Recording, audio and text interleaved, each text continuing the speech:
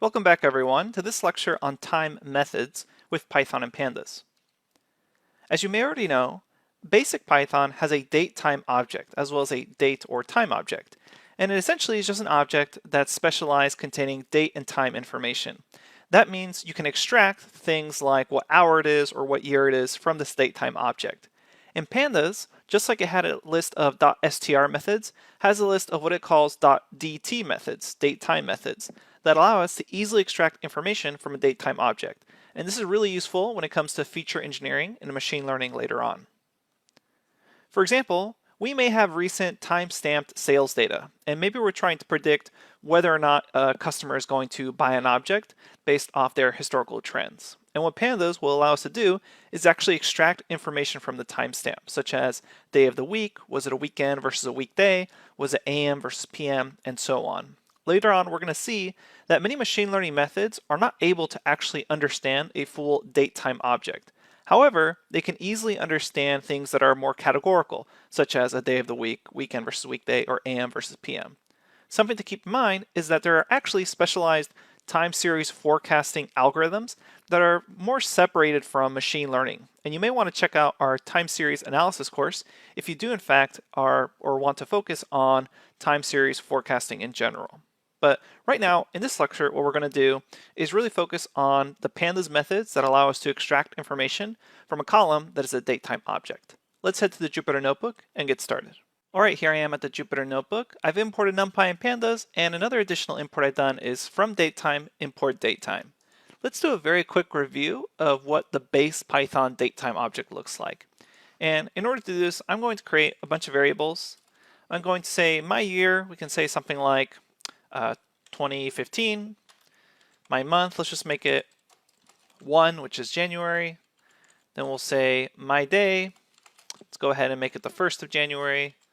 My hour, and this goes from 0 to 2400 hours, so we can make it be 2, such as 2 a.m. And you can even do something like my minute, say 30-minute mark, and then my second, 15 seconds. Okay, so we have a bunch of variables here, and this is really just to show you the order of the construction of a datetime object. So I can say my date is equal to, and then we call this datetime function that we imported here. I know it's a little weird to say from datetime import datetime, but they do share the same name.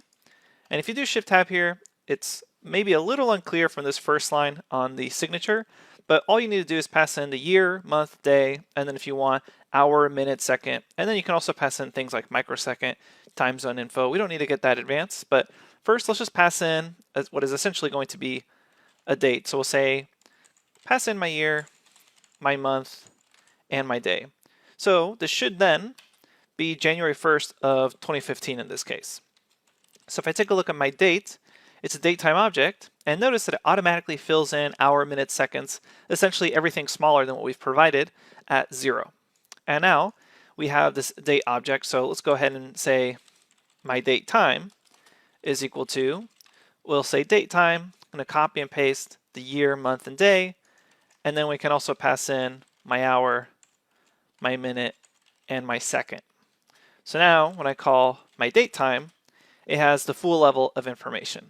So why is this useful? Well, this is a datetime object, meaning that it's actually cognizant of the fact that it contains information like the year or the month or the date, etc. Which means I can call my datetime, hit dot, and then take a look at the attributes with tab, and we can see the various attributes that are available here. And so you can check what year it is simply by asking for the year attribute. You run that and it reports back it's 2015. So this sort of thing is going to become really useful when we talk about feature engineering. So let's go ahead and now jump to Pandas and see how Pandas works with datetime objects. And it's important to note here is often when you're reading in data from a database or a CSV file, there's different types of ways to format data.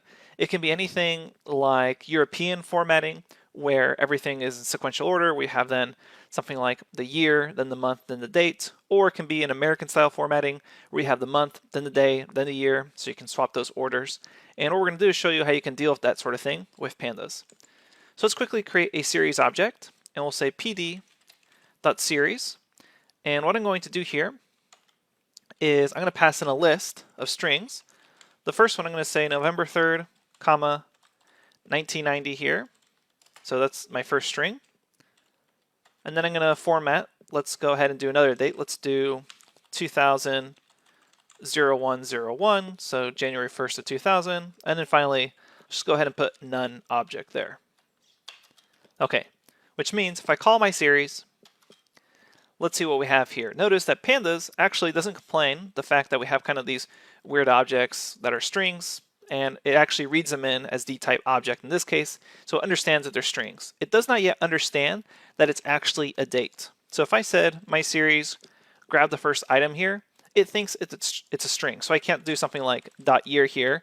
It says, hey, this is a string object. So what we need to do is essentially ask Pandas to try to understand, just from a string code, what is the actual date time object. And there's a very powerful function call called pd2datetime. And I have a link to the documentation on converting things to timestamps, and we're going to guide you through a lot of the steps here in this lecture. But you can go ahead and check out the lecture notebook on time methods for more details and the link to the documentation. But let me just show you what happens when I pass in my series object into datetime. You should recall that I actually have three different types of things here. I have November 3rd, 1990 in classic American formatting. I have January 1st here, and then I also have this none object. So what's really impressive is that pd2datetime, when you pass in this series of three very distinct looking strings or dates, you run that and it actually does not complain. It's able to automatically transfer everything to the correct format. And the default format it uses is going to be year, month, and then day. So keep that in mind for people that are European or US users. So now the obvious question is, how does it actually know if something is a European date or a USA date? So let's go ahead and explore that a little further. But before we do, let's go ahead and call this new object time series. And now if I check out time series, run that, note that it actually knows that it's a date time with a detail of nanoseconds, which means I can grab one of these guys, 0. It's this timestamp object that it's calling it. But then I can say, hey, what's the year on this? And it returns back it's 1990. So again, very powerful function with pd2datetime. But let's get back to that question. How does it know something's a European date or an American date? So let's think of something like December 31st. So let's go ahead and say Euro date. In fact, let's call this obv Euro date for being obvious. So if I say something like 31/12/2000, this should be December 31st, 2000. And this one's, I'm labeling it obv Euro date because there's no way 31 can be the month because there are not 31 months. Now let's see what happens if we actually ask Pandas to convert this, what we call an obv Euro date. So we say pd, and again, 2_datetime, pass in obv Euro date, run that, and notice what we get. Recall that the timestamp order for these specialized timestamp objects is going to be the year, then the month, then the day. So it basically goes from largest to smallest. So starting from the year down to the month, down to a day, then hour, minutes, seconds, microseconds, etc. So we can see here that if it's really obvious, Pandas is not going to complain. But now let's make it not so obvious. We're going to say Euro date is equal to, and I'll say 10/12/2000. Now, because this is a European style date, I know that this should be the 10th of December 2000. But if an American reads this, they might think that this is actually the 12th of October. So what happens when we pass something like this to Pandas? If we say Pandas2datetime and we say Euro date here, you'll notice Pandas will actually assume that 10 here is going to be the month. So it actually, because it's developed by an American developer who dealt mostly with American data, specifically American stock data, it reads it in as if 10 is the month. But if this is actually a European date and we want the day to be first, so we want to say this is the 10th of December instead of the 12th of October, what we need to do is simply pass in a parameter called day first and set it equal to true. So then when you run that, it will say, okay, the day is first, the day here, that is 10. So if the date is first, then I know this is actually the 10th of December. So if you have European formatting, and the day is first, and you actually specify the day is first, unless it's just a single instance where it's really obvious. So keep that in mind. It's going to try its best to figure it out if it's obvious, but if not, you can just always make sure that day is first. Okay, now a really common student question I get at this point in time when I'm giving this lecture is, hey, what if I have a mix of American dates and European style dates? If that's the case, then really your problem is not with PD2DateTime, it's with your data set. It's really bad data if you have both American dates and European dates mixed. What you should do is really clean up your data first and get down to the source of why it's being mixed up to begin with and fix that problem first instead of trying to fix it with pandas. So keep that in mind. Okay, so now let's go ahead and show you how to deal with custom time string formatting. We already saw that PD2DateTime is actually super flexible, even if you write a date like November 3rd, 1990, or a date like this, 2000-01-01. So let me show you an example of a highly stylized date. So I'm going to say style date is equal to, and a string, I'm going to say 12 December, capital DEC, and let's say the year 2000. So 12th of December, 2000. So maybe you're reading in some data from like a SQL database, and it's stored in this kind of weird funky string because maybe it's coming in from an older website. So what we want to do is tell pandas the actual formatting of the date, so its expected formatting. And in this case, we say PD2DateTime. And keep in mind, you can always call PD2DateTime on an entire pandas series, not just one date at a time.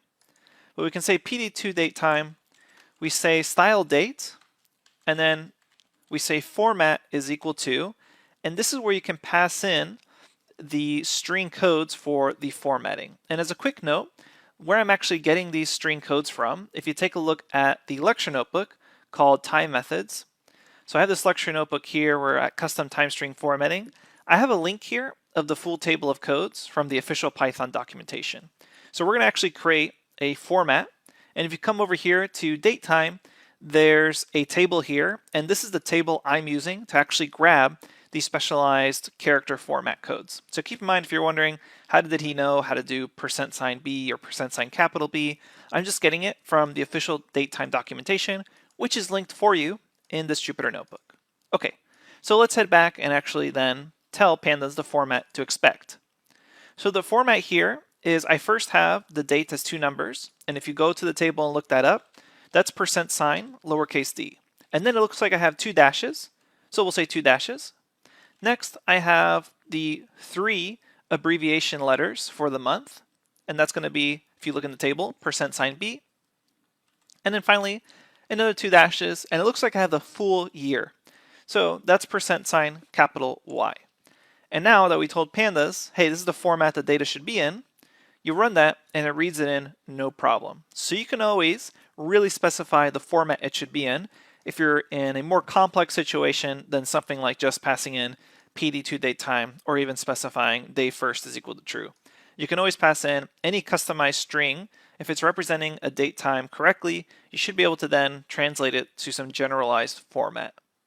Okay, so we can see that pandas is actually super flexible, and what you should do right off the top of the bat is just see if pandas can do it itself. So I'm going to make kind of another custom date code, and let's make this one say something like 12th of December 2000. Now, a lot of programming languages right off the bat would have a problem with something so customized. This looks like someone's actually writing it by hand. But if we say PD2DateTime, it's really good at parsing dates, which means if I pass in this custom date, it says, no problem, I understand you're talking about the 12th of December at 0000 hours. So pretty impressive that it's able to do that. Now to finish off this lecture, there's going to be just 2 more things I'm going to show you, and that's reading in a CSV file where it actually has a date or timestamp object, and you want it to be a timestamp object. And the second one is just how to resample it, maybe group it by month or group it by year, etc. So how do we do this? Well, I'm going to say sales is equal to, and we have a CSV file for you. So go ahead and say PD read CSV, and underneath the pandas folder, there's something called retail sales beer, wine, liquor. You can go ahead and read that in, and if you check out sales, it should show you something that looks like this, and this is from the Federal Reserve Bank data sets. So we have a date and then this kind of special code for total sales. So what we see here is this date. If we take a look at just the date column, it's actually in all caps. You run that, you notice right now, it's actually just an object. It thinks it's a string. So all we need to do to convert this to be a datetime object is say PD to datetime and then pass in that entire series or column. So now that you run that and you check out sales again, you'll notice that while the formatting may look the same, if you call date, that means now it's a datetime object, which is really nice because you can grab something like the first timestamp and then call things like what is the year. And then what's nice about this is you can use this with apply functions to extract things like the year, the month, or day of the week. Now we're going to talk a lot more about that when it comes to feature engineering in the future section of the course. But for right now, let me show you one last way to try to read in a CSV file and actually from the very start parse the dates. So what we do here is copy and paste the same command of reading in the CSV file, except this time we're going to say parse dates, we're going to say comma, parse dates is equal to, and then inside of this list you pass in the index of the columns that you want to be treated as a datetime object. And in this case, if you recall, I'll just go ahead and show you again what sales looked like. And you could always open up the CSV file to check this out. But it looks like the first column, or the 0 index column, is what I want to be a date. So then I just pass in a 0 here. And this tells Pandas that as you're reading in the CSV file, automatically parse the dates for the 0 column. Essentially, call PD2 datetime on this. Which means when I run this, then immediately upon viewing it, it reads it in as a datetime. So I would recommend in general that you just try parsing the dates at first instead of manually trying to do the PD2 datetime. Finally, let's talk about resampling. A really common operation with time series data is resampling or grouping by when the actual time series has the time as the index. So often when we have a data set like this, we say sales, and we're actually going to set the index. Say set index to be the date column. So now that my index is a timestamp column, I can call resample on this. And when you call resample, you can actually think of it as just group by. So it's essentially saying group by, but in this case, because it's a specialized timestamp object, we can say something like group by the year or group by the month. So for example, if I wanted to group by the year, I would say inside of resample, it takes in this rule parameter. And if I want to group by the year, I simply say the rule is equal to capital A. And now it's essentially like a group by object. It's waiting for the aggregation method. So then I say, go ahead and grab the mean. And so what this has done is you'll notice now they're all December 31st because what it's done is it's grouped everything by year and taken the average per year. So obviously the question is, how did I know that for year it was rule is equal to capital A? Well, just as before, you have to look it up in a table. And this table is actually available to you inside the lecture notebook as well as the reference. I went ahead and linked it here. But when you're calling resample, there are a series of time series offsets. So you can do anything from grouping by business day, calendar day, weekly frequency. But this one, capital A, is for year-end frequency, so that's what I went ahead and did there. There's also things like quarter-end frequency and so on. And you can check out, again, the link here in offset aliases in the Pandas documentation for a full list of everything. And there's actually a really nice user guide just on time series in general. So if you go back up here to overview, there's an entire overview for all the things you can do with timestamps and time spans, date times, etc. We don't actually deal too much with datetime objects in this course in general beyond just feature engineering with them, so keep that in mind. All right, so for the purposes of this course, we pretty much know everything we need to know. We know how to parse dates, use PD2 datetime to convert them to timestamps. That way we can extract information from them, and then I can resample. And to finish this off, what I want to show you, the very last thing for this lecture, is recall that once we had a datetime object, I can call attributes off of it, such as the year, the month, the day, etc. That's also available in Pandas. And the way you call that is with the .dt method. So let's come back here. Let's go ahead and just read in our sales again, so I copy that. I'm going to paste that fresh, parse dates 0.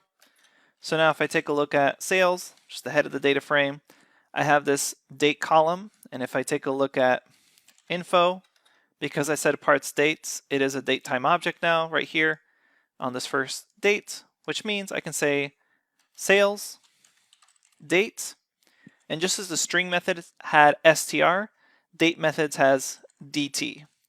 And then you say dot, and then you ask for what attribute you want off the date time object. Whether you want the year, it returns back a series of the years. Whether you want the month, it returns back the month, January versus December, etc. So lots of things that are available to you there, and you can check out the documentation link for a list of all the attributes available. And we'll cover these as we need them throughout the entire course. Okay, that's very basics of timestamp and pretty much all you need to know. Thanks, and I'll see you at the next lecture.